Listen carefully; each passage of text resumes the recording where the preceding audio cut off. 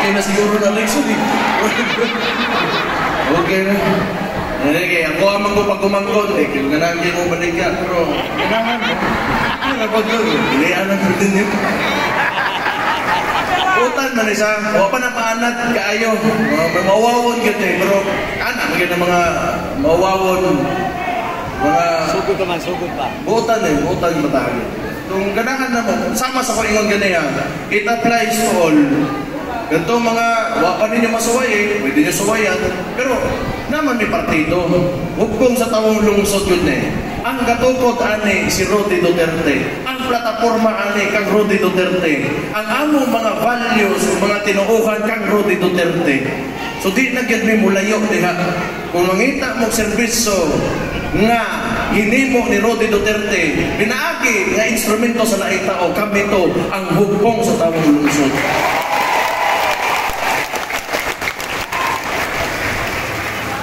Ganyan kung magkuwang lagi, kani magod si Bongbong Marcos naghatag yung problema ba? Sa iluha na lang ninyo, di pa man kauli, pero basic, pag-abot na mo. Kauli man na, bago mahuman ng eleksyon, sigurado magkuhan na noon. Ako na lang nabilin na rin. Ako na lang usa ka Duterte. Purti nilang gukod dito sa Guamagan, gigukod ang aeroplano in town. Grabe yung mga tawhana eh. Dili man na perfecto ako amahan yun ba, pero kita mga taga Davao bitaw kay ba man na siyang sakripisyo ng gihatag para ni lugar eh. Ba mo ko nga manyakis ako amahan. Mo bitaw na ko iksos gawa si Kitty. Pero puntay na kanang tawhana. Wala man na ibuhat mo din nagtrabaho ra gyud para sa kaayo sa tanan gyud eh. Grabe ba? Para inganaon mo ng tao. Grabe ni si Marcos. Wala na lang yung ninyo.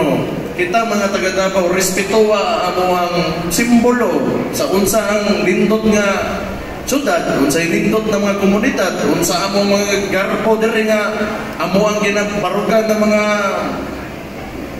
pamaaki. Hindi ninyo ipapriso.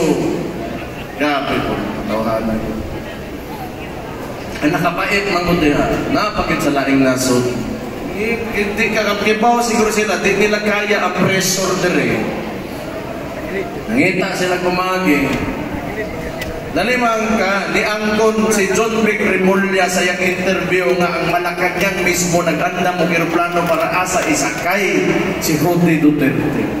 Ay anak kapuang ni mga tawanan eh. Sindikato yun.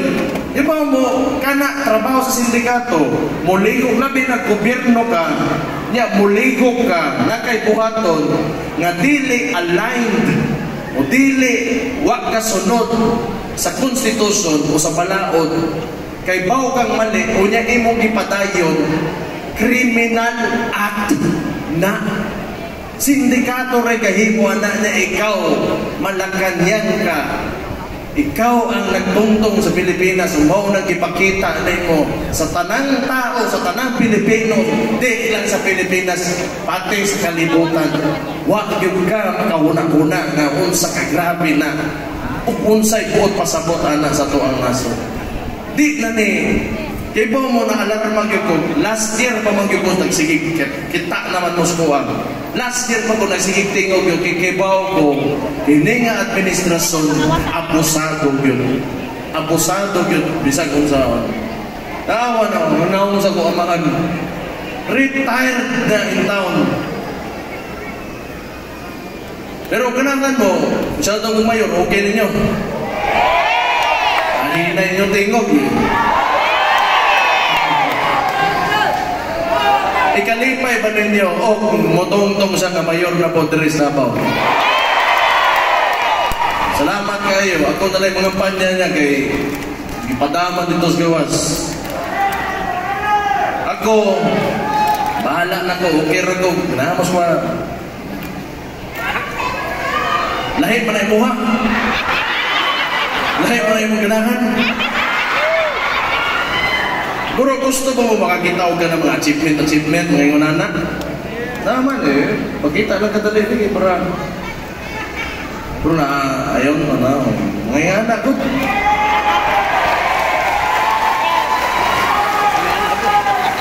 Oh, 2022 to 2024 na eh. Pero, sultayan mo ka ng patas lang nga istorya ba? Kuhaan mo gina? Ganang, ang gobyerno, pero may magina magsaka, basta matarong lang kung dala. Di na ko ni gusto nga, ako ane, na ako'y mga kauban mo, na ako'y mga konsingal, na ako'y mga kapitan, nanikamot mo na sila maplastar. Naamong mga tabawin niyo, mga katoo, o sa kaayuhan, o maayo, hindot na lugar. Or magina, di na ko, ingon nga sa bisag kinsa pa rin mo dagan og mayor, ingon na ako, gibuhat nga ni, nga to, dagan. Ano eh, kapoy, nakiningan ng politika sinuhog lang. Pero ganahan ito basa, basahan niyo.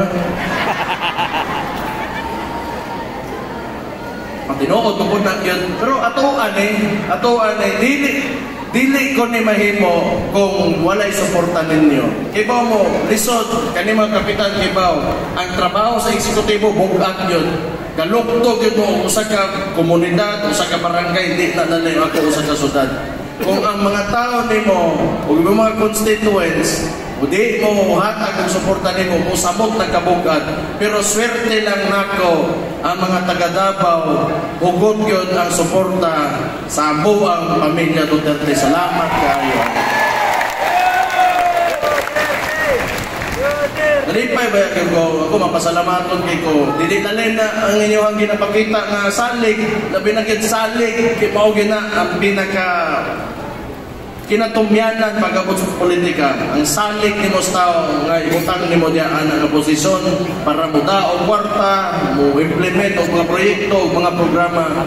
Salamat kaayo gihatag na ninyo sa kuha. Thank you kaayo, tako utang kabubuton na sa inyo mga tao. Salamat yun. Kita mo ano yun? Kita mo anak? Kanya ilang tumbahon, kaya nga nita kadaghan. Good luck na lang yun sa ilaha yun.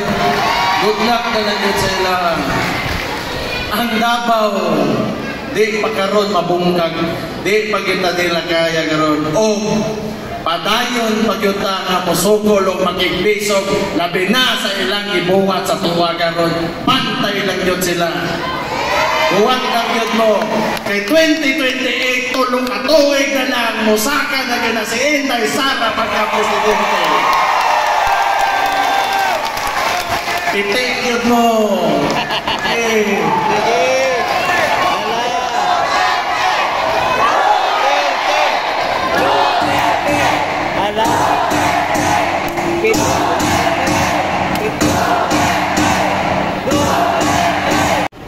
Magpasalamat lang yun ko sa tanang ipakita ninyo nga suporta sa kuamahan kay kinang gibinuakan mo ba ko ay amahan ko. Salamat kayo.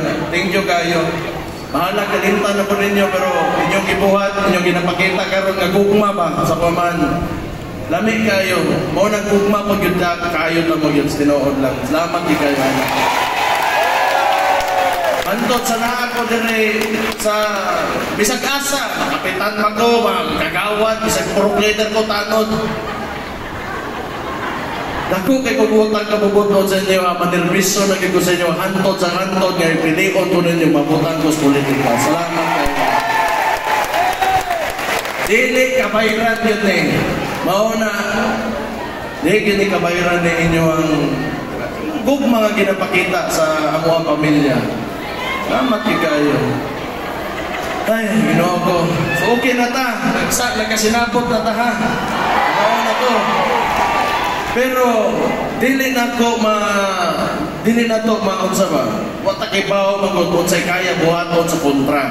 Kaya nagtungtong sila gobyerno karon o ginagamit nila ang resources sa gobyerno. Kwarta, mga trabahante sa gobyerno. Mohangyo unta ko kung pwede ba unta ka mga panya mo para sa mga abot? Okay ba? Ganang putahe ba? Na yung iglanis na lisa ginin nyo, buwakan yung sukula, batsakan ninyo, ano ba? Hindi manukol yun ta, musukol na nila, musukol!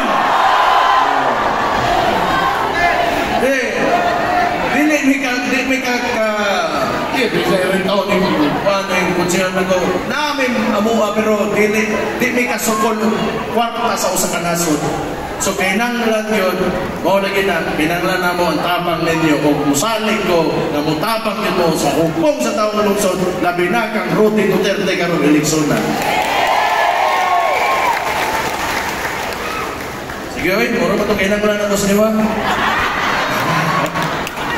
Ito, salamat kaya sa tulo ka tuig na hindi mo ganin yung mayor. Okay kayo mo. Matumanon man, wala lang, patayon lang tapirme. Kay kanimang kong pagtungtong na politika, wala man ko ilaing idolo. Wala mo ko ilaing kinasundog. Kinsa man na, lang silingan, ako mamahan mang yun. Kung si Rudy Duterte, lagi na. Naningkamot rin ko, natong tanan, nga magpadayon ta sa mga ginasuwayan niya bilin kung panahon nga moritero na yun siya, wala sa kalimutan na. Kung unsa yang gibuhat ipadayon tani. Yung importante nga dili gid bawa kay mao na gid wala tay laing kaadtuan o wala tay laing ikaingon para sa kaugalingon. Dabawin taga Davao ta og dabawin nyo ra gyud hantod sa hantod sa kamatayon atong tanan. Mo na gihapon timanay ninyo ang pakikihiusan. Timanay ninyo ang pagsinabtanay, respeto sa isig katao o pagtuman sa balaod. Maunang gusto ni Rudy Duterte, di na ito pakyason ang iyang sakripisyo o kita magpadayon na disiplinado na bawin niyo. Hanggang salamat sa inyong tanan. Mayong gabi and God bless you all. Thank you kayo. Daghang salamat noong tres sa balota pagka-busy mayor si Bastian Baste Duterte! Duterte! Duterte! Duterte! Duterte! Duterte!